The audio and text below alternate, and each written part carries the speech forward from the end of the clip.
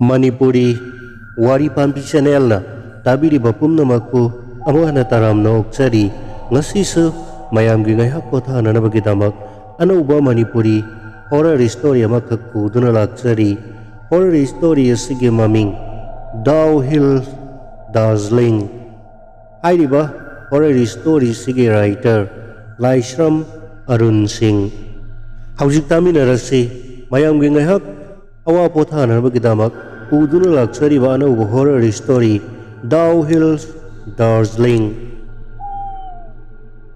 Downhills Karsiong Darjeeling dagi kilometer 30 muk chalaga laiba mafam amakakni hairibase West Bengal da laiba yamna India gi tamnaba mafam singi manungda ama oiriba umang amakakni mafam ase haujik phawbada miyamna India gi khwaidagi tamnaba umang singi manungda amani haina singthanari Downhills Karsiong ngasi makse malemda laiba miyam amana wahang kaya ama hangnari tasengnamak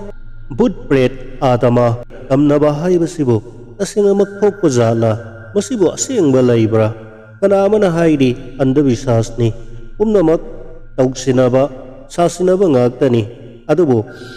malemgi tongan mo mafam kaya tongan bo umang kaya ama tasengna tamnai haiduna miyamna ngaksisu ngangnari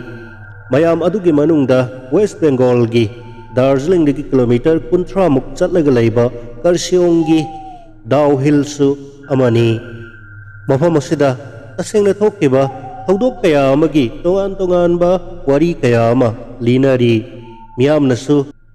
internet da Google da YouTube da su thengnabi gani ngasi amuk anauba wari masa ani khak uduna lakchai base Downhills umangda thokiba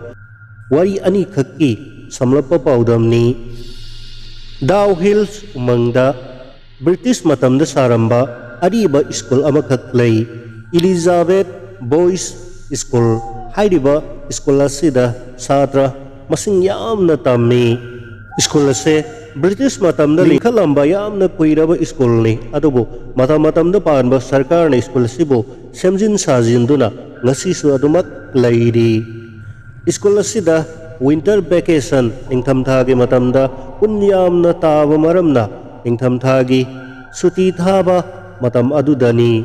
school se India gi tongan ba state kaya muktagi lakpa satra singna mafam asida laiduna natragana anakpa mafamda laiduna school asida lairik tamnai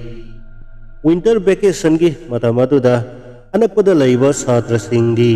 school authority na vacation gi laukthokkiba matam adumaktada angang sing adubu magi mama mapa guardian singna lauba laknai khara thapa mafamda laiba angang singi oinadi numit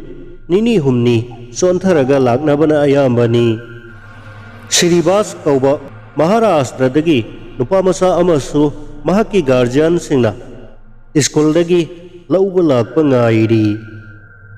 school ado singnungda laiba school oibaga school ado yamna saubaga school ado da tamliba satra singna mayum da hanakraba adudadi laihoriba satra khara khaktuga school ado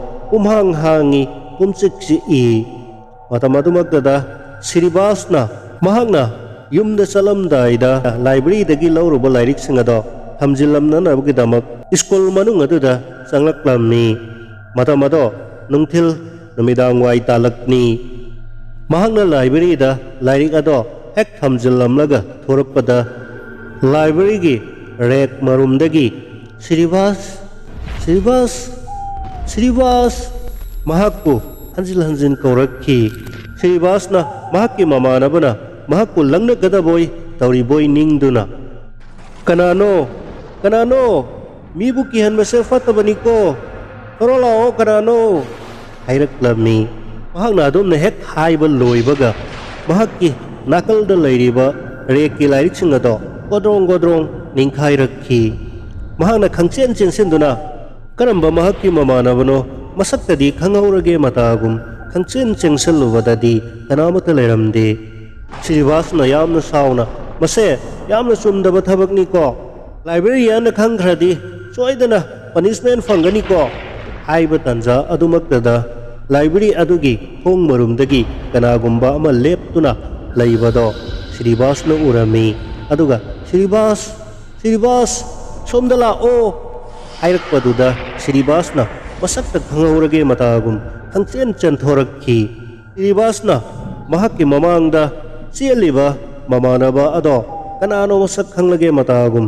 mahakki tungda leptana tanarakhi school gi main gate adusu lonsinduna lairi gatekeeper su laite masak khangdaba mamanaba aduna gate ado hangdoklaga sorok lanthoktuna nakanda lairiba umang adu desin kirami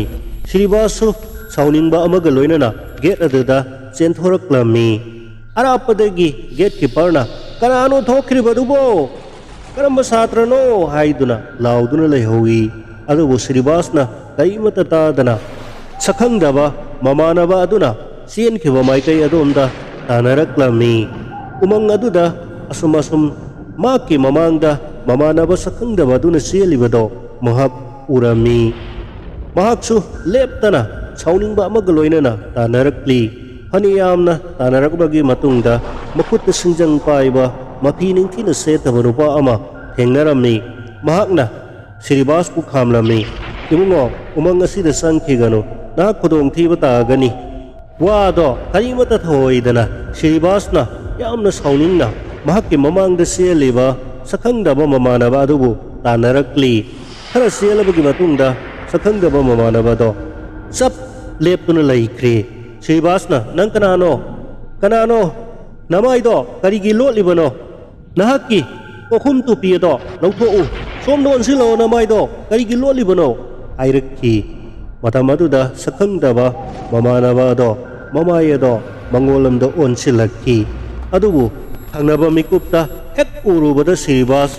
pakhatmanbana khangpret khangki mahangna uriba miyoyado makok yaude nupa masado masaga makhonggatani mahangna uriba makok yaudaba nupa aduna Shribas tamna parap changsilaklami Shribas pakhatmanbaduna lauraduna amuk hanna mahangna selakliba maikai adomda selaklami mahangna umang aduda chenthorakpada mahakki nakalda makok yaudaba nupa masasing atopa mayam amasu tumin satnakhibado mahakurami akiba pakhatpana henmankhiduna Shribas sienba tholaktre makung thangbasu ngamlaktre mahak mafam aduda upraknana usilami mahakki tungda tanarakpa sakhangdaba makok yaudaba miwai adusu prap changsilakuna Shribas ki thabagda phamtharakhi aduga mahakki khut aduna Shribas ki makok adubu setna paisilakhi patamaduda atopa makok yaudaba nupa masa ahum mari masu siensilakuna Shribas ki makok adubu makoi mayam changduna namduna chingthattuna masadagi tokai tahanki thadatkhi ikengtana ipaknakhi asumna Shribas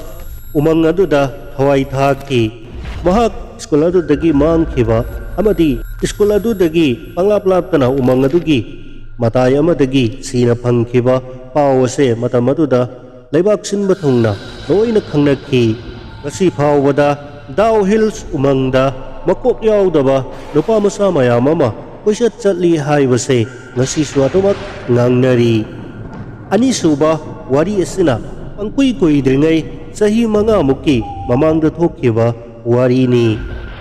umang sigi akiba tamnaba mafam asida makok yaudaba nupa masa mayam ama thokpa amadi akiba phanglaba butpret kaya umang asida lai haibagi pawse tabasida Karsiong Police Department Sub Inspector oina tabag taubi nupi laisabi amakakta thokhiba thaudok amagi warini Sub Inspector Police Officer nupi aming Priyadarsani kawi mahak masagi service revolver ado haptuna nongma civil dress ta umang asigi death road haina sumayam na khangnaba mafum asida matomta gari thauduna laklami adubu death road hairibo mafum asida mahakna fanayam na sangna gari thaurabasu ꯀꯔꯤꯃꯇ ꯃꯉꯣꯟꯗ ꯑꯀꯤꯕ ꯅꯠꯇ꯭ꯔꯒꯅ ꯇꯝꯅꯕꯒꯤ ꯈꯨꯗꯝ ꯑꯃꯠꯇ ꯐꯪꯕ ꯉꯝꯗꯦ꯫ ꯅꯨꯃꯤꯠ ꯑꯗꯨꯃꯛꯀꯤ ꯃꯊꯪꯒꯤ ꯅꯨꯃꯤꯠꯇ ꯃꯍꯥꯛꯀꯤ ꯗꯤꯄꯥꯔꯠꯃꯦꯟꯇ ꯊꯕꯛ ꯇꯧꯃꯤꯟꯅꯕꯤ ꯀꯣꯟꯁꯇꯦꯕꯜ ꯑꯣꯏꯅ ꯊꯕꯛ ꯇꯧꯕꯤ ꯅꯨꯄꯤ ꯑꯃꯒ ꯂꯣꯏꯅꯅ ꯃꯍꯥꯛ ꯎꯃꯪ ꯑꯗꯨꯗ ꯂꯥꯛꯂꯝꯃꯤ꯫ ꯃꯍꯥꯛꯀꯤ ꯃꯈꯨꯠꯇ ꯀꯦꯃꯦꯔꯥ ꯑꯃ ꯄꯥꯏꯔꯤ ꯑꯗꯨꯒ ꯃꯁꯥꯗ ꯃꯈꯣꯏꯅꯤꯃꯛꯁꯨ ꯃꯈꯣꯏꯗ ꯏꯁꯨ ꯇꯧꯕ ꯅꯣꯡꯃꯩꯁꯨ ꯌꯥꯎꯔꯤ꯫ ꯎꯃꯪ ꯑꯗꯨꯗ ꯃꯈꯣꯏꯅꯤ ꯂꯦꯞꯇꯅ ꯈꯔ ꯑꯁꯨꯝ ꯆꯪꯁꯤꯜꯂꯛꯄꯅ ꯎꯃꯪ ꯑꯗꯨꯒꯤ ꯃꯌꯥꯏ ꯌꯧꯁꯤꯜꯂꯛꯈꯤ꯫ ꯃꯇꯝ ꯑꯗꯨ ꯐꯥꯎꯕꯗ ꯃꯈꯣꯏꯅ ꯑꯁꯨꯞꯄ ꯎꯃꯪ ꯑꯗꯨꯒꯤ ꯆꯥꯎꯔꯕ ꯎꯁꯤꯡꯒꯤ ꯃꯔꯛꯇ ꯂꯩꯆꯤꯟꯅ ꯀꯨꯡꯅ ꯊꯥꯔꯤꯕ ꯃꯗꯨ ꯅꯠꯇꯅ ꯀꯔꯤꯃꯠꯇ ꯎꯕ ꯐꯪꯗꯦ꯫ ꯉꯥꯏꯍꯥꯛ ꯂꯩꯔꯒ ꯀꯣꯟꯁꯇꯦꯕꯜ ꯅꯨꯄꯤ ꯑꯗꯨꯅ ꯅꯨꯄꯥ ꯃꯆꯥ ꯑꯃ ꯄꯔꯞ ꯎꯃꯪ ꯑꯗꯨꯒꯤ ꯃꯌꯥꯏꯔꯣꯝꯗ ꯆꯪꯈ꯭ꯔꯤꯕꯗꯣ ꯎꯔꯝꯃꯤ꯫ ꯃꯍꯥꯛꯅ ꯃꯍꯥꯛꯀꯤ ꯃꯦꯗꯥꯝꯗ ꯎꯃꯪꯂꯣꯝꯗ ꯌꯥꯝꯅ ꯑꯊꯨꯕ ꯊꯕꯛ ꯂꯩꯕꯗꯧꯅ ꯄꯔꯞ ꯆꯪꯈ꯭ꯔꯤꯕ ꯅꯨꯄꯥ ꯃꯆꯥ ꯑꯗꯨꯕꯨ ꯃꯈꯨꯠꯅ ꯊꯤꯟꯗꯨꯅ ꯇꯥꯛꯂꯝꯃꯤ꯫ ꯑꯗꯨꯕꯨ ꯃꯦꯗꯥꯝ ꯄ꯭ꯔꯤꯌꯥꯗꯔꯁꯤꯅꯤꯅ ꯅꯨꯄꯥ ꯃꯆꯥ ꯑꯗꯨꯕꯨ ꯎꯕ ꯐꯪꯈꯤꯗꯦ꯫ ꯄ꯭ꯔꯤꯌꯥꯗꯔꯁꯤꯅꯤꯅ ꯈꯨꯗꯛꯇ ꯃꯍꯥꯛ ꯂꯥꯛꯃꯤꯟꯅꯔꯤꯕ ꯄꯨꯂꯤꯁ ꯅꯨꯄꯤ ꯑꯗꯨꯕꯨ ꯀꯧꯁꯤꯟꯗꯨꯅ ꯃꯈꯣꯏꯅ ꯀꯦꯃꯦꯔꯥꯗ ꯔꯦꯀꯣꯔꯗ ꯇꯧꯈꯤꯕꯁꯤꯡ ꯑꯗꯣ ꯈꯔ ꯆꯤꯡꯈꯠꯇꯨꯅ ꯌꯦꯡꯂꯝꯃꯤ꯫ ꯑꯗꯨꯕꯨ ꯃꯈꯣꯏꯅꯤꯃꯛꯅ ꯎꯕ ꯐꯪꯈꯤꯗꯕ ꯀꯦꯃꯦꯔꯥ ꯑꯗꯨꯗ ꯅꯨꯄꯥ ꯃꯆꯥ ꯃꯌꯥꯝ ꯑꯃ ꯎꯃꯪ ꯑꯗꯨꯒꯤ ꯆꯥꯎꯔꯕ ꯎ ꯃꯊꯛꯇ ꯐꯝꯗꯨꯅ ꯁꯥꯟꯅꯗꯨꯅ ꯂꯩꯕꯗꯣ ꯀꯦꯃꯦꯔꯥ ꯑꯗꯨꯗ ꯎꯕ ꯉꯝꯈꯤ꯫ ꯔꯦꯀꯣꯔꯗ ꯑꯗꯨꯗꯁꯨ ꯅꯨꯄꯥ ꯃꯆꯥꯁꯤꯡ ꯑꯗꯨꯒꯤ ꯃꯀꯣꯛꯇꯤ ꯑꯃꯠꯇ ꯌꯥꯎꯗꯦ꯫ ꯄ꯭ꯔꯤꯌꯥꯗꯔꯁꯤꯅꯤꯅ ꯍꯧꯖꯤꯛꯇꯤ ꯃꯌꯦꯛ ꯁꯦꯡꯅ ꯈꯪꯂꯦ ꯃꯐꯝ ꯑꯗꯣ ꯍꯟꯇꯦꯗ ꯐꯣꯔꯦꯁꯅꯤ ꯍꯥꯏꯕꯗꯤ ꯌꯥꯝꯅ ꯇꯝꯅꯕ ꯎꯃꯪꯅꯤ ꯍꯥꯏꯕꯗꯣ ꯇꯁꯦꯡꯅ ꯆꯨꯝꯂꯦ ꯈꯜꯂꯗꯨꯅ ꯃꯍꯥꯛꯅ ꯐꯪꯂꯤꯕ ꯔꯦꯀꯣꯔꯗꯁꯤꯡ ꯑꯗꯣ ꯎꯗꯨꯅ ꯃꯍꯥꯛꯀꯤ ꯀꯂꯤꯛ ꯀꯣꯟꯁꯇꯦꯕꯜ ꯅꯨꯄꯤ ꯑꯗꯨꯒ ꯂꯣꯏꯅꯅ ꯎꯃꯪ ꯑꯗꯨꯗꯒꯤ ꯊꯣꯔꯛꯅꯅꯕꯒꯤꯗꯃꯛ ꯄꯔꯞ ꯂꯥꯛꯂꯝꯃꯤ꯫ ꯈꯪꯍꯧꯗꯅ ꯅꯣꯡꯁꯨ ꯀꯟꯅ ꯆꯨꯊꯔꯛꯈꯤ꯫ ꯄ꯭ꯔꯤꯌꯥꯗꯔꯁꯤꯅꯤꯅ ꯃꯍꯥꯛꯀꯤ ꯀꯦꯃꯦꯔꯥꯗꯣ ꯆꯣꯠꯇꯅꯅꯕ ꯃꯍꯥꯛꯀꯤ ꯕꯦꯒ ꯑꯗꯨꯒꯤ ꯃꯅꯨꯡꯗ ꯆꯦꯠꯅ ꯍꯥꯞꯆꯤꯜꯂꯝꯃꯤ ꯑꯗꯨꯒ ꯃꯈꯨꯠꯇ ꯃꯍꯥꯛꯀꯤ ꯁꯥꯔꯚꯤꯁ ꯔꯤꯚꯣꯜꯚꯔ ꯑꯗꯣ ꯄꯥꯏꯗꯨꯅ ꯄꯔꯞ ꯌꯥꯝꯅ ꯊꯨꯅ ꯃꯐꯝ ꯑꯁꯤꯗꯒꯤ ꯊꯣꯛꯈ꯭ꯔꯁꯤ ꯍꯥꯏꯗꯨꯅ ꯀꯣꯟꯁꯇꯦꯕꯜ ꯅꯨꯄꯤ ꯑꯗꯨꯒ ꯆꯦꯟꯊꯣꯔꯛꯄ ꯍꯣꯠꯅꯔꯛꯂꯝꯃꯤ꯫ ꯃꯇꯝ ꯑꯗꯨꯃꯛꯇꯗ ꯎꯃꯪ ꯑꯗꯨꯒꯤ ꯃꯅꯨꯡꯗ ꯑꯉꯥꯡ ꯃꯌꯥꯝ ꯑꯃ ꯂꯥꯡꯗꯨꯅ ꯂꯣꯛ ꯈꯦꯗꯨꯅ ꯁꯥꯟꯅꯕꯒꯤ ꯈꯣꯟꯖꯦꯜ ꯃꯌꯥꯝ ꯑꯃ ꯇꯥꯔꯛꯈꯤ꯫ ꯑꯗꯨꯒ ꯀꯅꯥꯒꯨꯝꯕ ꯑꯃꯅ ꯌꯥꯝꯅ ꯁꯥꯎꯅ ꯀꯟꯅ ꯀꯅꯥꯒꯨꯝꯕ ꯑꯃꯗ ꯆꯩꯕꯒꯤ ꯂꯥꯎꯕꯒꯤ ꯈꯣꯟꯖꯦꯜꯁꯨ ꯇꯥꯔꯛꯈꯤ꯫ ꯃꯈꯣꯏ ꯑꯅꯤ ꯈꯣꯡꯂꯩ ꯊꯨꯅ ꯄꯔꯞ ꯎꯃꯪ ꯑꯗꯨꯗꯒꯤ ꯃꯄꯥꯟ ꯊꯣꯛꯍꯧꯅꯅꯕ ꯄꯔꯞ ꯂꯥꯛꯂꯝꯃꯤ꯫ ꯈꯨꯗꯛꯇ ꯀꯣꯟꯁꯇꯦꯕꯜ ꯅꯨꯄꯤ ꯑꯗꯣ ꯂꯩꯃꯥꯏꯗ ꯅꯥꯟꯊꯨꯗꯨꯅ ꯇꯨꯁꯤꯜꯂꯝꯃꯤ꯫ ꯄ꯭ꯔꯤꯌꯥꯗꯔꯁꯤꯅꯤꯅ ꯇꯨꯡꯍꯟꯗꯨꯅ ꯌꯦꯡꯂꯛꯄꯗ ꯃꯅꯥꯛ ꯑꯅꯛꯄꯗ ꯑꯉꯥꯡ ꯃꯌꯥꯝ ꯑꯃ ꯂꯣꯛ ꯈꯦꯗꯨꯅ ꯅꯣꯛꯄꯒꯤ ꯈꯣꯟꯖꯦꯜ ꯇꯥꯕꯒ ꯂꯣꯏꯅꯅ ꯀꯣꯟꯁꯇꯦꯕꯜ ꯅꯨꯄꯤ ꯑꯗꯨꯒꯤ ꯃꯈꯣꯡ ꯑꯅꯤ ꯑꯗꯣ ꯃꯈꯣꯏ ꯃꯌꯥꯝ ꯆꯪꯗꯨꯅ ꯄꯥꯏꯔꯒ ꯆꯤꯡꯕꯒꯤ ꯃꯑꯣꯡꯗ ꯇꯨꯡꯍꯟꯅ ꯆꯤꯡꯗꯨꯅ ꯄꯨꯈꯤꯔꯝꯃꯤ꯫ ꯃꯁꯛꯁꯨ ꯑꯃꯠꯇ ꯎꯗꯅ ꯇꯧꯔꯤꯕ ꯐꯤꯚꯝ ꯑꯗꯨꯗ ꯄ꯭ꯔꯤꯌꯥꯗꯔꯁꯤꯅꯤ ꯃꯁꯥꯗꯣ ꯄꯥꯈꯠꯄꯅ ꯂꯣꯏꯔꯦ꯫ ꯈꯨꯗꯛꯇ ꯃꯍꯥꯛꯀꯤ ꯁꯥꯔꯚꯤꯁ ꯔꯤꯚꯣꯜꯚꯔ ꯂꯧꯊꯣꯛꯇꯨꯅ ꯕ꯭ꯂꯦꯡ ꯐꯥꯌꯔ ꯃꯔꯨ 2-3 ꯀꯥꯞꯊꯣꯛꯂꯝꯃꯤ꯫ ꯃꯗꯨ ꯐꯥꯎꯕꯗ ꯀꯔꯤꯃꯠꯇ ꯑꯍꯣꯡꯕ ꯎꯗꯦ꯫ ꯀꯣꯟꯁꯇꯦꯕꯜ ꯅꯨꯄꯤ ꯑꯗꯣ ꯃꯅꯥꯛ ꯅꯛꯄꯗ ꯍꯧꯔꯤꯕ ꯆꯥꯎꯔꯕ ꯎ ꯑꯃꯒꯤ ꯃꯊꯛꯇ ꯀꯅꯥꯒꯨꯝꯕ ꯁꯛꯎꯗꯕ ꯃꯤꯑꯣꯏ ꯈꯔꯅ ꯆꯤꯡꯗꯨꯅ ꯄꯨꯈꯠꯈꯤꯕꯒꯤ ꯃꯑꯣꯡꯗ ꯎꯈꯥꯔꯝꯗ ꯃꯀꯣꯛ ꯑꯗꯨ ꯑꯣꯟꯊꯔꯒ ꯃꯈꯣꯡ ꯑꯗꯨꯅ ꯎꯒꯤ ꯃꯊꯛꯂꯣꯝ ꯊꯪꯕ ꯁꯥꯏꯗꯇ ꯑꯗꯨꯃꯛ ꯄꯨꯈꯠꯈꯤꯔꯝꯃꯤ꯫ ꯄ꯭ꯔꯤꯌꯥꯗꯔꯁꯤꯅꯤ ꯇꯧꯐꯝ ꯈꯪꯗ꯭ꯔꯗꯨꯅ ꯎꯄꯥꯏ ꯂꯩꯇ꯭ꯔꯗꯨꯅ ꯃꯍꯥꯛꯅ ꯀꯣꯟꯁꯇꯦꯕꯜ ꯅꯨꯄꯤ ꯑꯗꯨ ꯇꯝꯅ ꯃꯔꯨ 3-4 ꯀꯥꯞꯊꯣꯔꯛꯈꯤ꯫ ꯈꯨꯗꯛꯇ ꯀꯣꯟꯁꯇꯦꯕꯜ ꯅꯨꯄꯤ ꯑꯗꯣ ꯎꯒꯤ ꯃꯊꯛꯇꯒꯤ ꯃꯈꯥꯗ ꯎꯗ꯭ꯔꯨꯞ ꯂꯥꯎꯅ ꯇꯥꯔꯛꯈꯤ꯫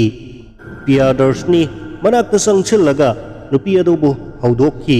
ꯑꯗꯨꯕꯨ ꯂꯥꯏꯕꯛ ꯊꯤꯕꯗꯤ ꯅꯨꯄꯤ ꯑꯗꯣ ꯅꯣꯡꯃꯩ ꯃꯔꯨ 2ꯅ ꯄꯥꯟꯗꯨꯅ ꯈꯨꯗꯛ ꯑꯗꯨꯗ ꯊꯋꯥꯏ ꯊꯥꯈ꯭ꯔꯦ꯫ ꯄ꯭ꯔꯤꯌꯥꯗꯔꯁꯤꯅꯤꯅ ꯀꯣꯟꯁꯇꯦꯕꯜ ꯅꯨꯄꯤ ꯑꯗꯨꯕꯨ ꯎꯃꯪ ꯑꯗꯨꯗ ꯍꯨꯟꯗꯣꯛꯂꯝꯗꯨꯅ ꯃꯈꯨꯠꯇ ꯅꯣꯡꯃꯩ ꯑꯗꯣ ꯄꯥꯏꯔꯗꯨꯅ ꯃꯔꯛꯇ ꯕ꯭ꯂꯦꯡ ꯐꯥꯌꯔ ꯇꯧꯔꯗꯨꯅ ꯎꯃꯪ ꯑꯗꯨꯗꯒꯤ ꯅꯥꯟꯊꯣꯛꯅꯅꯕꯒꯤꯗꯃꯛ ꯃꯈꯣꯏꯅ ꯆꯪꯂꯛꯈꯤꯕ ꯂꯝꯕꯤ ꯑꯗꯣꯝꯗ ꯍꯟꯗꯨꯅ ꯆꯦꯜꯂꯛꯂꯤ꯫ ꯎꯆꯤꯟ ꯃꯍꯥꯛ ꯎꯃꯪ ꯑꯗꯨꯗꯒꯤ ꯃꯄꯥꯟ ꯊꯣꯔꯛꯈꯤ ꯑꯗꯨꯒ ꯃꯈꯣꯏꯅ ꯊꯝꯂꯝꯕ ꯃꯈꯣꯏꯒꯤ ꯀꯥꯔ ꯑꯗꯣ ꯊꯧꯅꯅꯕ ꯃꯍꯥꯛꯅ ꯀꯟꯅ ꯍꯣꯠꯅꯈꯤ꯫ ꯑꯗꯨꯕꯨ ꯀꯥꯔ ꯑꯗꯣ ꯁ꯭ꯇꯥꯔꯠ ꯍꯧ ꯍꯥꯏꯕ ꯏꯌꯥ ꯌꯥꯗ꯭ꯔꯦ꯫ ꯄ꯭ꯔꯤꯌꯥꯗꯔꯁꯤꯅꯤꯅ ꯎꯄꯥꯏ ꯂꯩꯔꯔꯣꯏ ꯈꯪꯕꯗꯒꯤ ꯗꯦꯠ ꯔꯣꯗ ꯂꯝꯕꯤ ꯑꯗꯨꯗ ꯃꯍꯥꯛ ꯃꯊꯟꯇ